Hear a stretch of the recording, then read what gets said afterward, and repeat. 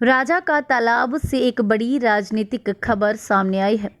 भले ही हिमाचल विधानसभा चुनावों में अभी करीब 2 साल का समय बाकी हो, लेकिन फतेहपुर विधानसभा क्षेत्र में सियासी सरगर्मियां अभी से तेज हो गई हैं।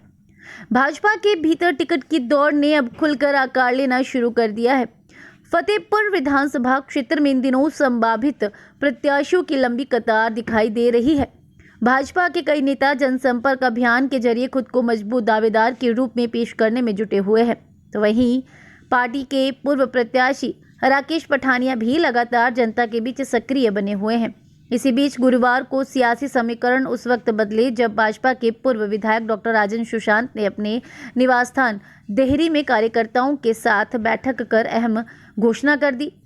डॉक्टर राजन सुशांत ने स्पष्ट शब्दों में कहा कि आने वाले विधानसभा चुनावों में उनके बेटे धैर्य सुशांत भाजपा की ओर से फतेहपुर सीट से चुनाव मैदान में उतरेंगे। डॉक्टर राजन सुशांत ने कहा कि लंबी बीमारी के बाद अब वे पूरी तरह स्वस्थ हैं और सक्रिय राजनीति में लौट चुके हैं। उन्होंने भरोसा दिलाया कि वह जनता के सुख दुख में सहभागी बनकर जमीनी स्तर पर काम करेंगे। साथ ही चेतावनी भरे लहजे में कहा कि यदि कोई अधिकारी जनहित के कार्यों में बाधा डालने की कोशिश करेगा तो वे जनता के अधिकारों की लड़ाई लड़ने से पीछे नहीं हटेंगे। पूर्व विधायक ने यह भी दावा किया कि उनके संबंध प्रधानमंत्री नरेंद्र मोदी के साथ तथा उत्तर प्रदेश के मुख्यमंत्री योगी आदित्यनाथ सहित कई बड़े नेताओं से अच्छे हैं, जिसका लाभ आने वाले समय में क्षेत्र को मिलेगा। उन्होंने पूरे आत्मविश्वास के साथ कहा कि 2027 के विधानसभा चुनाव में धैर्य सुशांत भाजपा के अधिकृत प्रत्याशी होंगे। गौरतलब है कि फतेहपुर विधानसभा क्षेत्र में वर्ष 2009 से कांग्रेस का वर्चस्व बना हुआ है।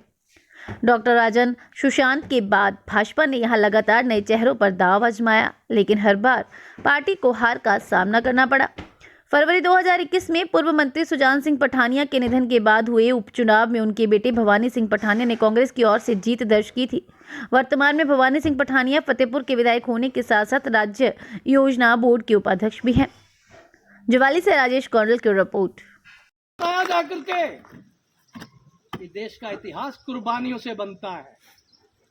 यह एमएलए की पोस्ट पिकनिक मनाने के लिए नहीं है। काम होता है तो काम करो, नहीं होता तो रिजाइन दो। देखूंगा मैं कुछ समय। अधिकारियों से तो मैं सीधी बात कल से ही करने वाला। ये आपका बेटा है, नौजवानों का भाई है।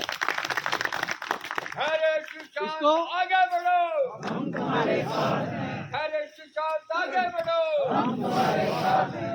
इसको आशीर्वाद दो, गाइड भी करो। आपसे मिलेगा, आप भी मिलो, जो काम होंगे काम करने की कोशिश होगी। और एक बात मैंने पहले कही है, न राजू शांत के पास ताकत है, न धैर्य शांत के पास ताकत है। ताकत है आपके पास, जनता के पास। मैं तब जीतता हूं जब थाना से लेके अंदौरा तक के लोग मेरे साथ खड़े हो जाते हैं। इस एरिया के लोग भी वहां आ जाते हैं तो शाहनहर जीता जाता है, पोंग डैम जीते जाते हैं, बड़े बड़े आंदोलन होते हैं।